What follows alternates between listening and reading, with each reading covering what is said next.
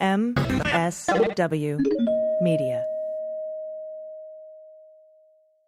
A big shout out today to Helix Sleep. Take their 2-minute sleep quiz and they'll match you to a mattress that'll give you the best sleep of your life. Helix is offering 20% off all mattress orders and 2 free pillows for listeners. Go to helixsleep.com/dailybeans and use promo code HelixPartner.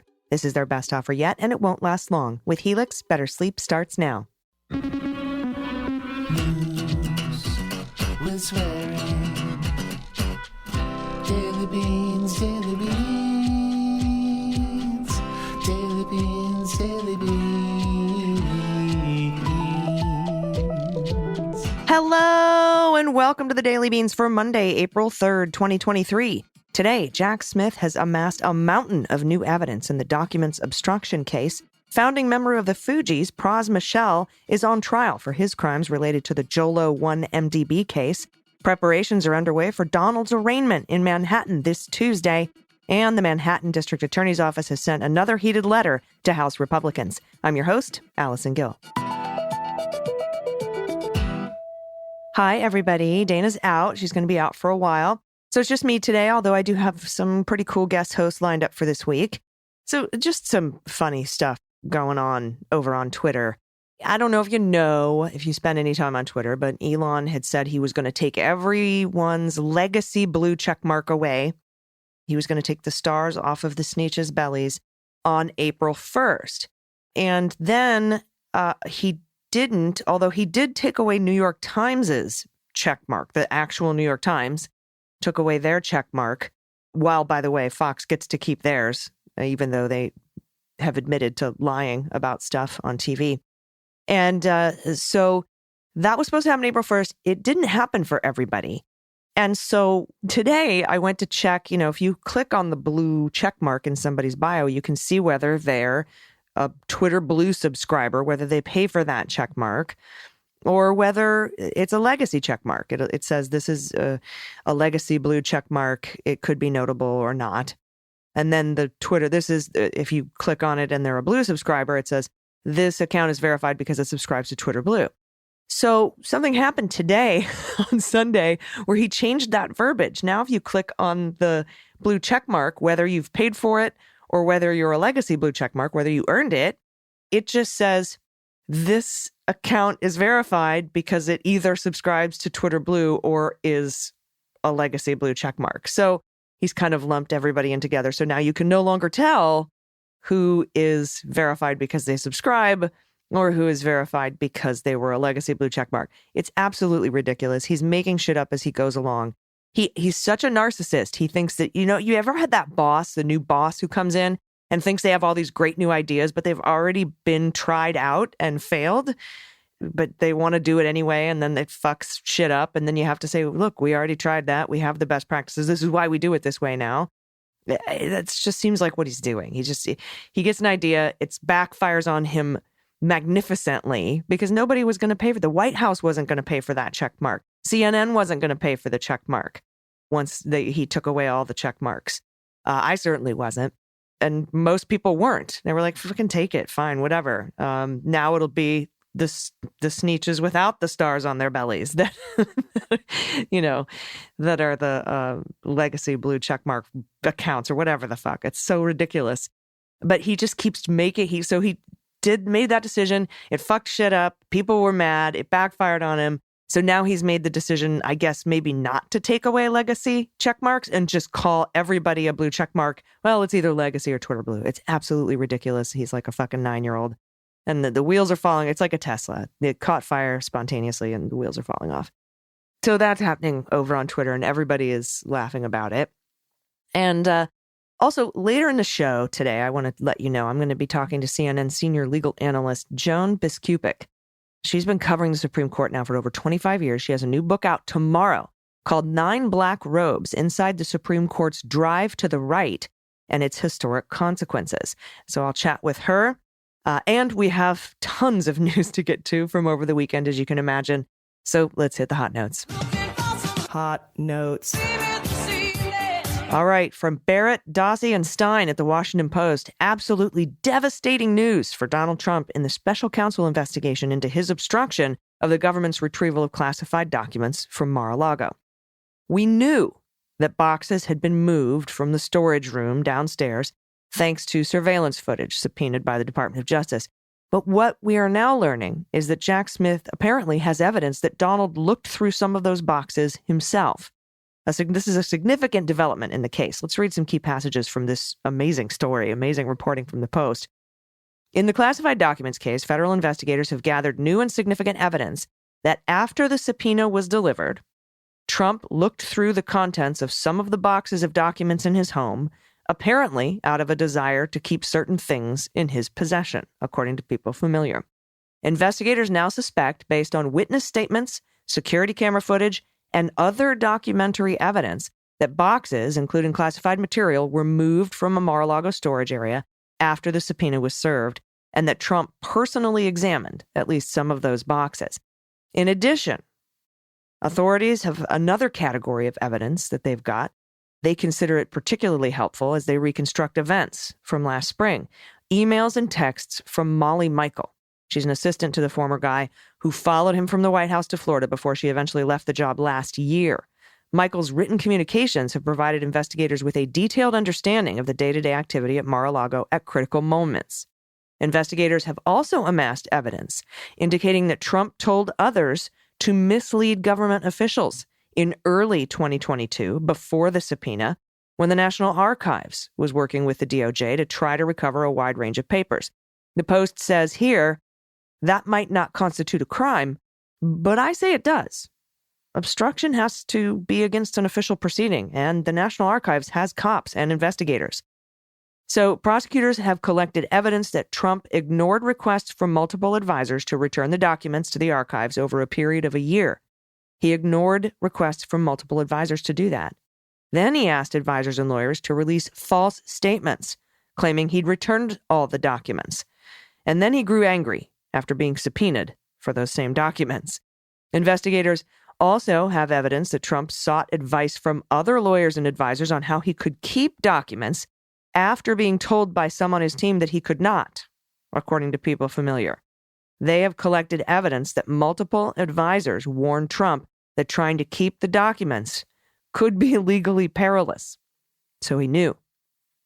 Now, investigators have also asked witnesses if Trump showed a particular interest in material relating to General Mark Milley. That's chairman of the Joint Chiefs. And how do they know that? Were some of the documents found in his desk documents about Mark Milley? Well, here it says prosecutors have been asking witnesses if Trump showed classified documents, including maps, to political donors. Did the donors know that he had some interest in Milley documents? Can he show classified documents to donors? I mean, it's just the amount of evidence here is overwhelming. And I'm going to talk about the implications of this evidence in depth with Andy McCabe on the next episode of the Jack podcast, which you can listen to for free. There's a new episode out now, but this information won't be coming out until the next episode of Jack, along with whatever other Jack Smith news we get this week. It's already heating up to be pretty interesting on the next episode, which comes out next Sunday. All right, up next from Carol Leonnig et al. At the Post. Former President Trump plans to fly to New York Monday and stay the night before appearing in a specially secured Manhattan courthouse to be arraigned on still unspecified criminal charges. An advanced team of Secret Service agents, mostly comprised of New York field office agents, conducted a site tour of the courthouse Friday to map Trump's path in and out of the building. Please, no ramps or umbrellas. An official who spoke on the condition of anonymity said that dozens and dozens of agents will be required to secure the former president's travel between Mar-a-Lago and his Florida home and private club and New York. Now, according to some reports, he was supposed to come on Thursday, but Secret Service said that that was too fast, which doesn't make any sense, but whatevs. The next step in the criminal proceeding is Trump's arraignment, which multiple people involved with the plans have said will happen on Tuesday afternoon, 2:15 p.m. Eastern Time. The former president will be fingerprinted, photographed, and then brought to the courtroom of Supreme Court Justice Juan Merchan upon surrendering before the proceeding, where he is expected to enter a not guilty plea during arraignment. If the charges have not already been unsealed, they will be unsealed at the time of arraignment. Now, multiple news outlets have they've petitioned Judge Merchan to unseal the charges ahead of the arraignment, for the reason being the public's right to know. Intense public, need to know. Now, in securing Trump's safety, Secret Service agents will be primarily responsible for his entry to and exit from the courthouse. Now, court security officers will manage the former president's movements once inside the building in the company of Trump's security detail. And New York police officers will secure the outside streets surrounding the courthouse and along Trump's motorcade route through the city. The streets around the courthouse will be blocked off to traffic, and street parking will be suspended. Court security officers who had scheduled vacation days or time off have been asked to report for duty anyway. No vacation for you. All hands on deck. So that's what's happening Tuesday, tomorrow, 2:15 p.m. Eastern in New York. In a related story from Axios, the Manhattan District Attorney's Office in a letter on Friday urged House Republicans, committee chairs for some of the House Republicans, to denounce former Trump's harsh rhetoric. The letter comes a day after a New York grand jury voted to indict him, prompting a bombastic reaction from the former guy. The letter to the Judiciary Committee Chair Jim Jordan and Oversight Committee Chair James Comer and House Administration Committee Chair Brian Steele cited Trump's warning about death and destruction in response to an indictment. You could use the stature of your office to denounce these attacks and urge respect for the fairness of our justice system and for the work of the impartial grand jury. That's what brags General Counsel Leslie Dubeck. Instead, she said, you and many of your colleagues have chosen to collaborate with Trump's efforts to vilify and denigrate the integrity of elected state prosecutors and trial judges, and made unfounded allegations that the office's investigation is politically motivated. They keep calling it Soros-backed. And the truth of the matter is Soros gave $1 million to a political fund that then divvied it up amongst Democrats in New York. So Soros never directly contributed to Alvin Bragg's campaign. Dubeck then urged the trio of Republicans to refrain from these inflammatory accusations and let the criminal justice process proceed without unlawful political interference. The letter also aimed to counter the reaction of Trump's Republican allies in Congress to the indictment. Quote, like any other defendant, Mr. Trump is entitled to challenge these charges in court and avail himself of all processes and protections that New York State's robust criminal procedure affords. She wrote. Also, she continued saying, what neither Mr. Trump nor Congress may do is interfere with the ordinary course of proceedings in New York State. So that letter went out. It's a 5-page letter. I highly recommend you read it. It's pretty incendiary. All right, for those who've been listening to my murder board dot connecting since the early days of Mueller, she wrote, we are now in the early stages of the trial of one Pras Michel. This is from Paul Duggan at The Post. A quarter-century ago, as a member of the pioneering hip-hop trio The Fugees, Pras Michel basked in the glow of 2 Grammy Awards the group received for its mega-platinum 1996 album, The Score. This was the peak of his celebrity. After he, Wyclef Jean, and Lauryn Hill split up in 1997, Michel's solo career waned. He was running out of money. He shifted to other profit-making ventures, including, a prosecutor said Thursday, illegally funneling $2 million in stolen foreign money into a U.S. presidential campaign. It was Obama's campaign. And scheming to quash an FBI investigation of the corrupt Malaysian financier who supplied the cash. Pras Michel, who turned 50 last fall, was rap royalty back in the day. Now, clad in a dark suit and a striped tie, he sat in a federal courtroom in Washington on trial in one of the many legal cases arising tangentially from a gargantuan crime, the looting of roughly $4.5 billion with a B from Malaysia's state-owned investment and development fund known as 1MDB. The scandal has touched scores of people, some famous, whose names are likely to be heard in testimony in U.S. District Court over the next month. Leonardo DiCaprio, Kim Kardashian, Steve Wynn, the casino guy. Many people have become entangled in this money, wittingly or unwittingly, in what authorities say were plots to launder vast sums of pilfered money, gain influence in the White House during the Obama and Trump administrations, and short-circuit a years-long Justice Department probe related to Malaysian embezzlement. Some defendants, charged in the sprawling investigation, have made deals with prosecutors. One of them, Elliot Broidy. He was described by Lockhart in court as the fixer. She said the fixer sought to use his access to President Trump in 2018 to advance one of several criminal conspiracies tied to the thievery in Malaysia.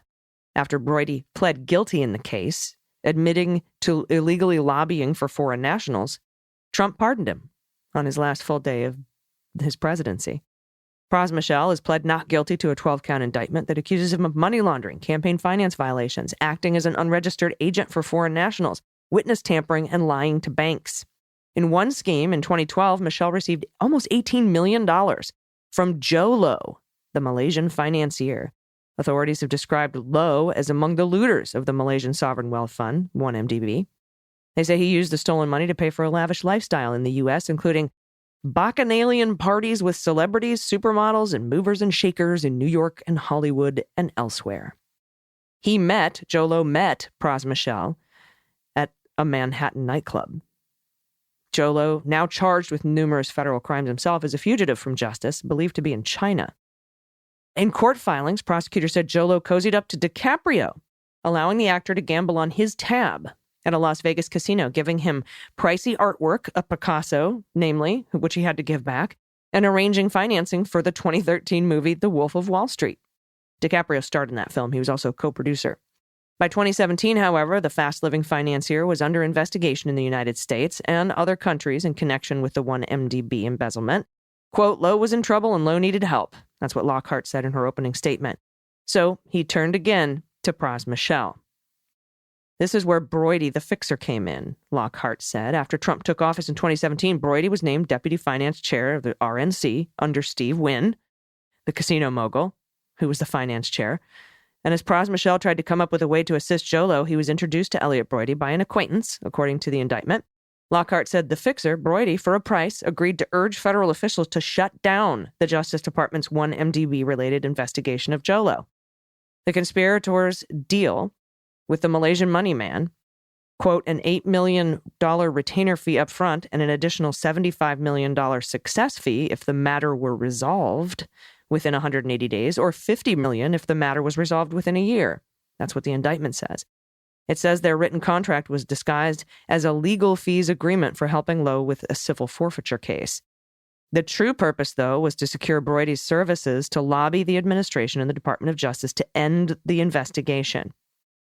While that effort failed, Lockhart said, the conspirators took another approach to help Jho Low. This involved a labyrinthine plot to curry favor with the Chinese government in hopes that Beijing would assist Jho Low in resolving his global legal woes. And to that end, Broidy again lobbied the Trump White House, this time seeking the deportation of Guo Wengwei. That sounds familiar. He's the yacht guy where Bannon was arrested. Quote, it almost worked, she said. The fixer himself met with the president at the White House seeking Guo's extradition. Ultimately, even though Guo wasn't deported, Michel received over $70 million from Jho Low. Guo has since been indicted by a federal grand jury in New York on an unrelated financial fraud case. That's all happening. All right, everybody, I'll be right back with Joan Biskupic. We're going to discuss her new book, 9 Black Robes. Don't go anywhere. We'll be right back. After these messages, we'll be right back. Do you struggle to get a good night's sleep like I do? Well, Helix Sleep can help you sleep better and wake up feeling refreshed. I know, because that's what Helix Sleep has done for me over the last couple of years. All you got to do is go to helixsleep.com/dailybeans and take their 2-minute online sleep quiz, and they will match you to a customized mattress that will give you the best sleep of your life. After taking the Helix Sleep quiz, I got my perfect match, the Helix Midnight, because I'm a side sleeper and I like medium firmness in my bed. It's been a game changer for my sleep, my life. I feel more rested and refreshed every morning thanks to my Helix mattress. But Helix understands that everyone's sleep needs are unique, which is why they offer several mattress models with varying levels of firmness. They have soft, medium, and firm.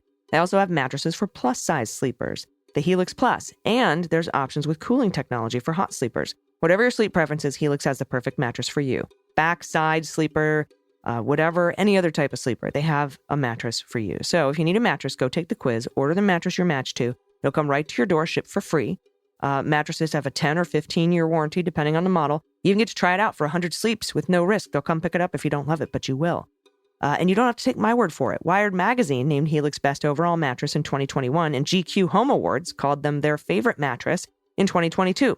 With over 1 billion hours slept on Helix mattresses and 12,000 5-star reviews, you can trust that Helix delivers on their promise of a great night's sleep.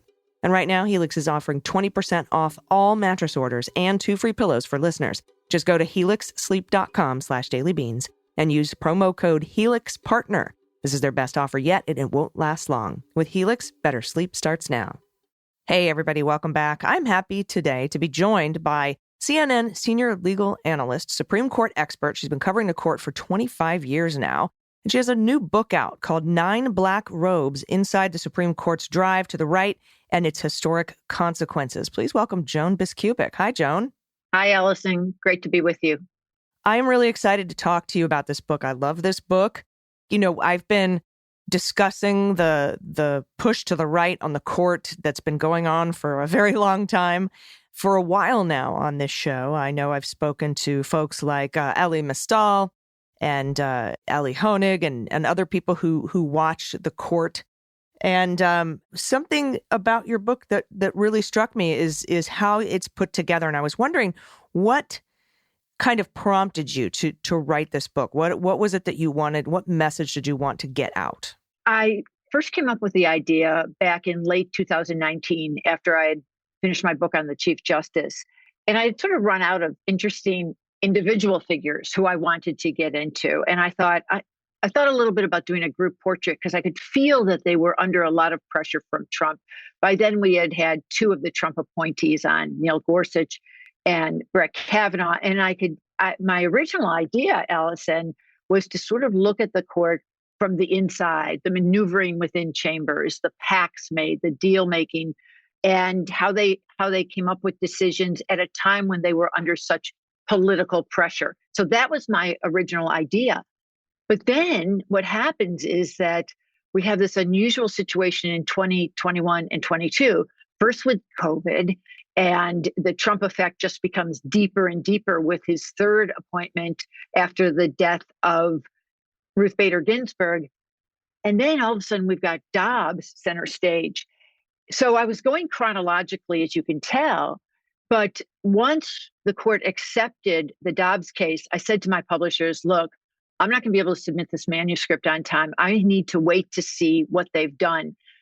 And as I was, preparing for that case and doing that for my regular old daily work at CNN, I realized that I had laid so much of the groundwork in the book, even though this book wasn't going to be about abortion. We had that, as you probably remember well, in 2020, we had the Louisiana abortion case. And it was an important case, but it was nothing compared to what we got in Dobbs. And the interesting thing was when I bought some time through the publisher to, not submit this until the first week in July when we had gotten the abortion ruling, whatever that was going to be. And I thought, oh my God, am I going to have to rewrite much? But I realized that I'd actually seen things I didn't know I saw.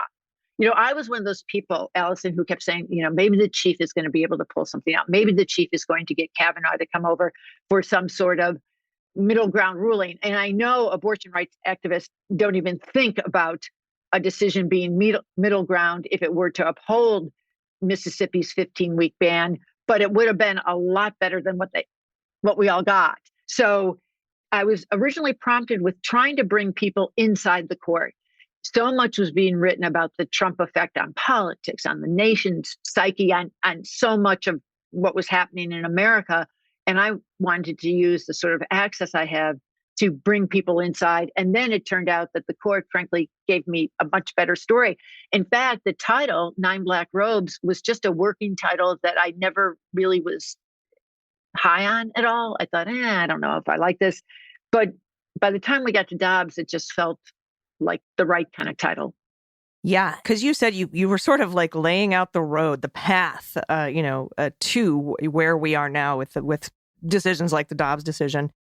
And, when I read Ellie's book, he said that the Dobbs court, it looks more like the Dred Scott court than the Loving court. The only difference is that they have the Federalist Society giving them talking points, which I thought was a very fascinating way to lay this out. And, talk to Mary Trump about, in her book, The Reckoning, going all the way back to Reconstruction and how the court has been since then. But you also talk about some of the history of the potential leaks in the Supreme Court, particularly with the LGBTQ plus Title VII decision and Alito's scathing dissent there that you quote in your book. And to me, that like when you talk about laying the path to where we are now, I mean, I can't think of a better path than that, talking about the leaks, talking about Alito's dissent, talking about that decision, and that the potential leak may have been to put public pressure on the court. Talk a little bit about that and how we have now like sort of come full circle. Sure. And what you're referring to is when some of us heard a bit in early 2020 that the LGBTQ Title VII case was going in favor of the petitioners who wanted expansion. Well, actually, it was the companies challenging it in favor of gay rights advocates and employees who wanted expansion of Title VII. And that was originally information was passed on to a few key reporters, but the Wall Street Journal ran with it in an editorial and used its editorial to put pressure on conservatives inside not to do anything big and expansive on Title VII. They had no effect on that. But and Alito was so angry about that moment. He was angry at the fact that the chief and Justice Gorsuch joined with the four liberals at the time to have a more expansive reading of Title VII to cover people who want to challenge any kind of action in the workplace based on discrimination arising from sexual orientation or gender identity. So you have some leaks already coming out back then, and you have, as you just said, Allison, Justice Alito being so angry at how that decision in Bostock had gone on Title VII. And then we get up to the time of Dobbs. And I remember so well everything that happened in late April up to May 2nd, the day of the leak. First, we had another editorial in the Wall Street Journal speculating on the fact that maybe the chief was sort of enticing someone like Brett Kavanaugh to come over to this ground of upholding the Mississippi ban, but not eviscerating Roe. And I remember at the time thinking, the Wall Street Journal has a pipeline to the court. I had known that from before. And I don't know if you remember that editorial, but it was one that got my attention. I thought, I wonder if something's happening. Oh, I do. It reminded me of the Hobby Lobby stuff that went on, right? Yeah, Bostock, Hobby Lobby, things where we start to hear. And I have to say, I will admit that I often find out before a case is decided where things are going. But I never write about it because I know that at the very last minute, things could change. And plus, I'm usually getting information from just like one or two chambers. And, there are 9 of them. You need to know like where everybody, or at least where at least 5 are. So that gets us up to late April, and people are still wondering what could possibly be happening in Dobbs. And I know you remember that when they took this case, they told us they were only going to be deciding whether Mississippi's ban at 15 weeks violated Roe's viability firewall. That government could not interfere with the right to abortion up to the point of viability. And that's when the fetus can live outside the womb. But, so many of us thought that we were only like in the territory of the Mississippi statute, not all of Roe being reversed. But that's where what they had voted on in December after the oral arguments in late 2021. So we find out that we start hearing these inklings. And then, of course, you get this leak, which truly was unprecedented, even though people have talked about other leaks. But to get a 98-page document that finished from that point of the negotiations was just stunning. And as you said, Justice Alito had been so furious about the last one where the case was going. But this one, he clearly had everyone on board. And I think he probably would have kept Justices Barrett and Kavanaugh irrespective of the leak. But once the leak was out there, it locked them in. Right. And that's sort of where I was at, too. Like, this seems like an effort to lock these votes in. But, we still don't know anything about the leak because it was not really truly investigated by the court or by the marshal. And then we found out the monetary conflict of interest between the person who came in to give their thumbs up on how the whole investigation went, which was interesting. But I want to talk a little bit about how we got here, because the court's been on this road since forever, but specifically and particularly with what you call the triumvirate of Don McGahn, Mitch McConnell, and Leonard Leo, the 3 biggest influences on the shape of the court today. And you write about it. So tell us about that. And that is what's different. When I started covering the court full time for the Washington Post back in 92, I remember I wrote all the time about 5-4 rulings, and the 5 conservatives were winning a lot. But those conservatives were so different than today. 2 of them were Justices Sandra Day O'Connor and Anthony Kennedy, who today would look downright liberal, compared to where we've gone with the Federalist Society. But that's because of, Justice Kennedy and O'Connor were not screened by the Federalist Society. They were not screened by Don McGahn, and they were, Mitch McConnell was around, but Mitch McConnell wasn't quite on the tear that he went on after in the post-Bork era.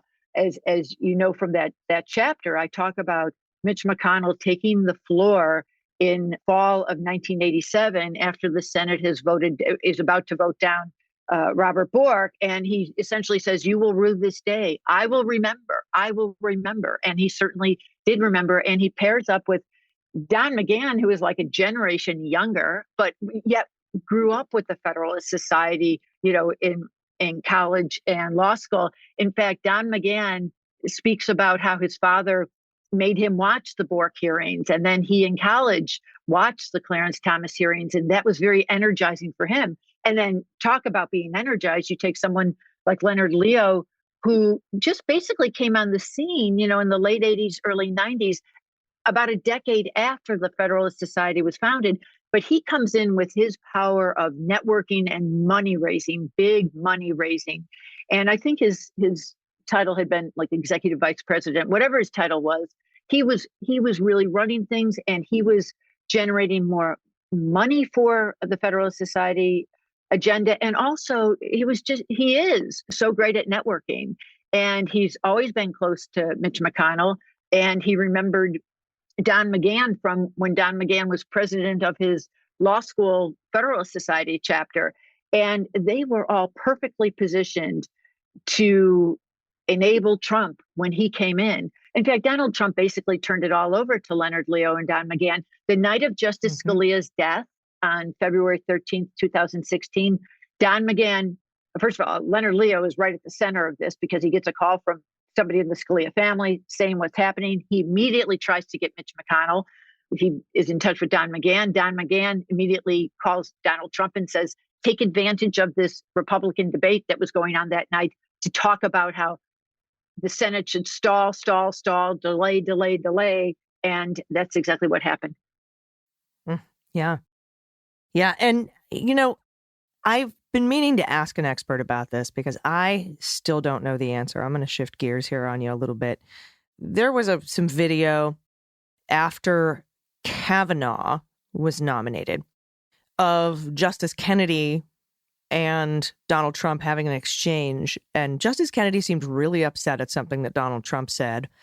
And we've all been trying to figure out what that was, but everyone seems to, whether it was untoward or not, everyone seems to have some suspicion about the retirement of Justice Kennedy. And I was wondering what you knew about that, if anything, or if you had any insight. Okay, I think that's an excellent question because there was also a lot of talk about Justice Kennedy's son being so close to one of the Trump sons, and they were all. And he worked at Deutsche Bank. Exactly, He was the high risk Deutsche Bank exactly. lender, was responsible for lending Trump billions. That's right. They all knew each other from the New York scene, and I'll say this about Justice Kennedy. Justice Kennedy wanted one of his clerks on the court, of course, and he always was very fond of Brett Kavanaugh. But Don McGahn was also a longtime Kavanaugh person. And Don McGahn, they were old friends. And Don McGahn really was the one who made sure that no one else was in serious contention against Brett Kavanaugh back in 2018. But why did Anthony Kennedy retire?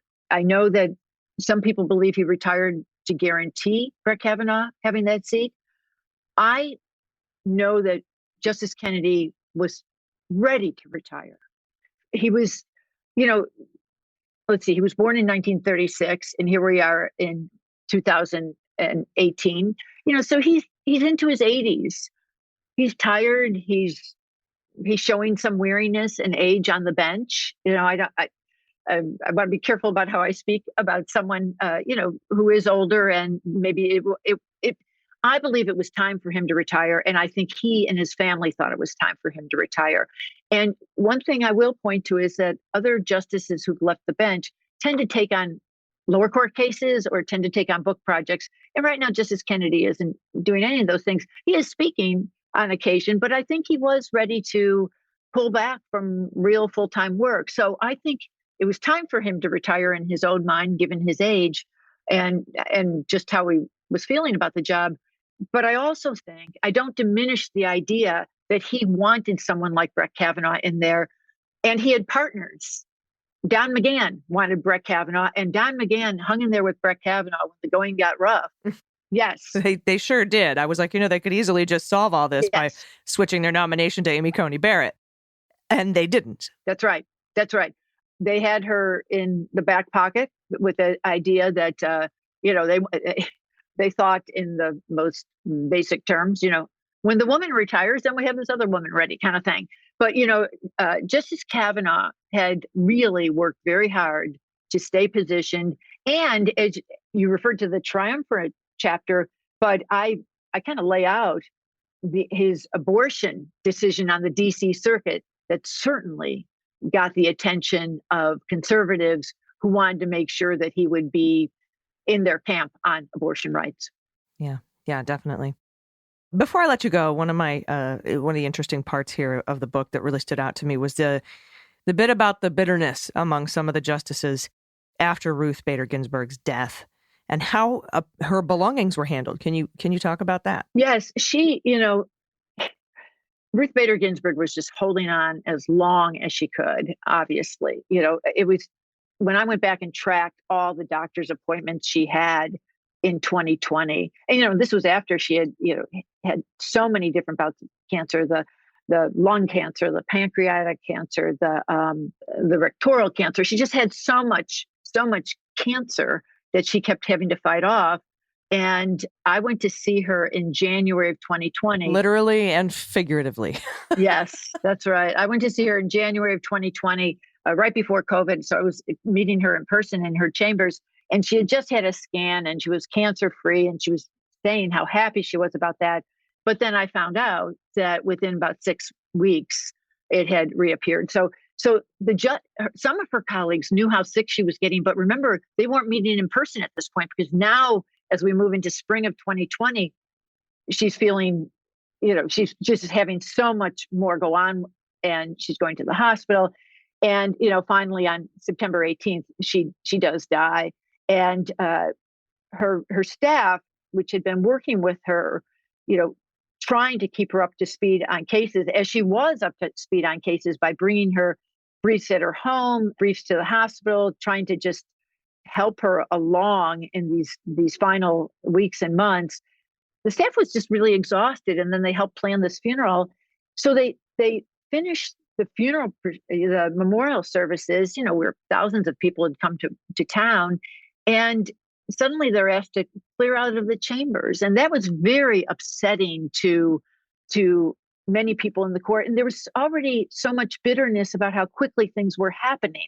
Obviously, the three liberals who were left just saw as if, their life was going to pass before them, because a 6-3 court is just so different than a 5-4 court. And they knew that. And then they saw how quickly Donald Trump was going to be able to push Amy Coney Barrett through the Senate. And they still hadn't gotten over, of course, the treatment of Merrick Garland back in 2016, when Mitch McConnell had so stalled on President Obama's choice of Merrick Garland to succeed Scalia, when there were months and months and months before the election. And this was just literally a few weeks before the election.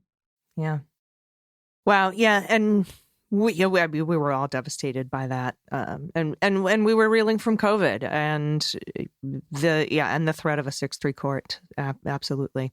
Because as you say, that sort of relegated the Chief Justice to a dissent position from then on out. So it's going to be interesting to see how and if and what he does to try to even preserve a modicum of decent legacy for this court that he oversees. Well, can I just mention one other thing about him real quick? Because I know, of course, he still, even though he obviously didn't get what he wanted in Dobbs. And there have been other times when he has been now in the dissent with the three remaining liberals. But remember, John Roberts is still very much getting exactly what he wants on things like race and religion and the reining in of regulation. Exactly right. So I always try to mention that because John Roberts has a lot of different agendas going on, and some of them are still being maximized. Yeah, that's very true. Although I think more people believe that chocolate milk comes from brown cows than support or approve of the Supreme Court in this day and age. All right. Well, thank you so much. Can you tell everyone when the book is available? Sure. And where they can find it? Sure. Thank you, Allison. This has been fun. It's called 9 Black Robes. Publication date is April 4th. Please buy it at your favorite bookstore or order it online at your favorite site. And I hope you enjoy it. And I really enjoyed our conversation today, Allison. Me too. Thank you. You can also pre-order it right now if you'd like. And everybody, make sure to follow Joan on at the socials and look for her book out April 4th. Joan Biskupic, I appreciate your time today. Thank you. Everybody stick around. We'll be right back with the good news. Everybody, welcome back. It's time for the good news. Who likes good news, everyone? Then good news, everyone.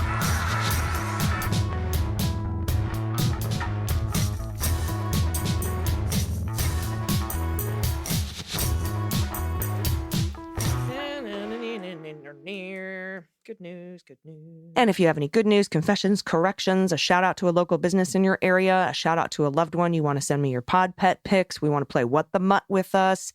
If you have a adoptable pet in your area, if you don't have a pet tax to pay, anything you want to send us at all, please send it to us at dailybeanspod.com and click on contact. I'm especially loving the people who are putting the non-destructive tape boxes and squares on their floors for their cats to sit in. It's so fucking funny to me. All right, first up, temporary Texans, pronouns they and them. Salutations, Legume Squad. Double feature today with an extremely adoptable What the Mutt we're fostering in North Texas, Oklahoma area. Cygnus is a full-contact snuggle master who loves flopping on stationary humans and never complains about being human-handled into a cuddle. He's a loyal protector of whoever is currently giving him food and a bed, and he's overjoyed to see any of his prior caretakers.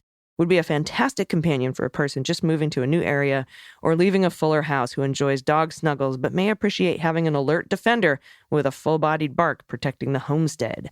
It's about 75 pounds and maybe a surprise in his DNA file. Look at this baby. Well, he's definitely got some pity in there. Maybe some staffy, maybe a little lab, some chow. I mean, he's just beautiful. Those eyes, they're like little jewels. All right, what do we got? Pit bull, border collie, bulldog, and super mutt. All right, I got one. I got one right. What a beautiful baby. All right, thank you very much for that. And if you are interested in Cygnus, you can look him up, Cygnus, at Emily's Legacy Rescue in Wichita Falls, Texas. All righty. Next up, from Francine, pronouns she and her. Oh, what a week for the Leguminati. Indictment for Donald and an all-in frog orgy I stumbled upon in my sister's neighborhood. There had to be about 1,000 frogs. And as you can see, they're getting their frog freak on. Even more spectacular, Donald has been held accountable, bathed in all the glory. Look at all these froggos. Thank you so much for that, Francine. I appreciate you. Next up from Tony, pronouns he and him. Hello, Beans Warriors. Tony here again. I was at the Trans Day of Visibility rally. Wow. Just wow. It was amazing, awesome, fabulous, and wonderful. Over 1,000 trans, gay, bi, intersex kids with siblings, parents, grandparents, allies were all there. There was so much fierce love for themselves and each other. So many bright and colorful flags and signs, little kids with rainbow-painted faces, one child with flowing butterfly wings running around. I carried my giant American flag and pride flags snapping in the wind. One veteran, a parent supporting her queer teenager, said I put her old unit to shame by carrying a bigger flag than they carried on parade. She thanked me for showing up and said if I needed a hand in the wind, she'd have my back. Speakers included organizers Faith Corallo, singer and trans rights activist Ryan Casada, Human Rights Campaign Director Kelly Robinson, and many others. A number of young people told stories of their struggles and triumphs as trans, two-spirit, intersex, and others. Massachusetts Senator Ed Markey was there shaking hands and taking selfies. There was such a spirit of defiance and courage and determination to support and defend each other. As an old cis-het white guy, I was there to stand for my kids and all the kids under attack, and I got so much love back. I'm still high. It is so amazing seeing young people having the courage, self-love, and integrity to step out in their true selves in spite of the hatred and hostility thrown in their way. I feel as if some of the despair and fear I've been feeling was purged away. I'm so grateful for what I was given yesterday. While I was in D.C., I got a text from one of the people I stood with at Wadsworth asking if I would be in Chardon, Ohio Saturday to support the Drag Queen Story Hour there that was under threat from Proud Boys and Nazis. As it happens, the Chardon event was peaceful. Only a dozen or so haters showed up, and most of them melted away when the rain started. The best chant of the day, we're here, we're queer, we're fabulous, and don't fuck with us. Until next time, in love and resistance. Oh, these photos. How wonderful and how amazing. That's got to be so good for the soul. There you are with the flag. I love your overalls, dude. This is so wonderful and beautiful. Oh, that last picture with the Capitol in the background and your flags. Tony, thank you so much for this. And thank you for standing with the LGBTQ plus community. All right, next up from Danielle, pronouns she and her. Hello, Beans Queens. I am a psychologist who works with transgender youth, and I wrote in once before about my frustrations with the way media covers the issue of pediatric gender-affirming care. Well, my good news today is that Vox recently published a piece that finally says all the things I've been waiting for. The article is titled, Trans People Deserve Better Journalism. We'll have the link in the show notes. I also want to thank my wonderful partner, Brian, Kitchen Table Days listener. Hi, Brian, who not only introduced me to the Daily Beans, and when I was wondering how to spread visibility for this article, he immediately suggested sharing it with the amazing Daily Beans community. Thank you, AG and DG, for all the work you do. It really keeps us going. I could not find our masking tape, but for pet tax, I submit 2 photos that show that if a square object exists, our Khaleesi will sit on it. Mother of Dragons, Queen of Sitting on Squares. Oh, she's beautiful. Maine Coon. There she is on a book. Oh, she's so pretty. And there she is on something else shaped like a square. Thank you so much for that. And we'll definitely share this article out from Vox, Danielle. I appreciate you sending that. Next up from Christy, pronouns she and her. Hello, beautiful Beans Queens. I came home from work the other day to the wonderful news that an indictment happened. I just want to take this opportunity to thank you and the rest of the Beans crew for all you do to keep us informed with the truth. I used to be fearful of speaking up and standing up for my political views in my deeply red state, Ohio. Jacketless Jim Jordan's district, no less. Then I found the Daily Beans and MSW Media, and everything changed. For pet tax, I've included 3 photos of my dog Sadie, or as I call her, Tater Tot. One with her favorite toy, Lamb Chop. Oh, yeah, my Olive loves her Lamb Chop. One in the onesie after her spay, and the last one of her eye surgery to correct a plugged tear duct. I have a misheard lyric to share as well. While driving the car with my then young son, the song Taking Care of Business came on the radio. As I was singing along, he joined in by singing bacon carrot biscuits every day. Bacon carrot biscuits every way. I'll be baking carrot biscuits. Now that everyone's going to say that. That's wonderful. Carrot biscuits sound delicious. If you have any, send them my way. He's 34 now. I haven't let him forget it yet. Good. Oh, look at this little angel. The onesie is so cute. Oh, and the cone of shame. The eyebrows on this baby. Thank you for sending that in. And thanks to all of you for sending in the good news. I think the news is going to keep getting better and better, but I always want to hear your good news. So send it to us at dailybeanspod.com and click on contact. It's going to be a hell of a week. I know I say that every week, but every week it's true. I'll be here with you. I'll have some fun guest hosts. And I will be back tomorrow in your ears to get ready for the arraignment. We'll see how it goes. Everybody, until then, please take care of yourselves, take care of each other, take care of the planet, take care of your mental health. Vote blue over Q and bring someone with you. April 4th, last day to vote in Wisconsin. Go vote Wisconsin. Go vote Wisconsin. I've been AG, and them's the Beans. The Daily Beans is written and executive produced by Allison Gill with additional research and reporting by Dana Goldberg. Sound design and editing is by Desiree McFarland. with art and web design by Joel Reeder with Moxie Design Studios. Music for The Daily Beans is written and performed by They Might Be Giants, and the show is a proud member of the MSW Media Network, a collection of creator-owned podcasts dedicated to news, politics, and justice.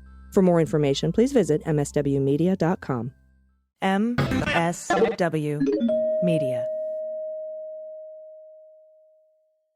This spring, transform your outdoor space into a regular gathering place for you and your loved ones with help from Ashley. Whether you're into wicker, teak, or driftwood-inspired furniture, we've got the look you're going for. Add in accessories like string lights and beverage tubs to take your patio party from basic to curated, and enjoy cozy evening vibes with a new fire pit. Visit ashley.com or stop by your local store and find affordable pricing and expert support today. Shop and save today, only at Ashley.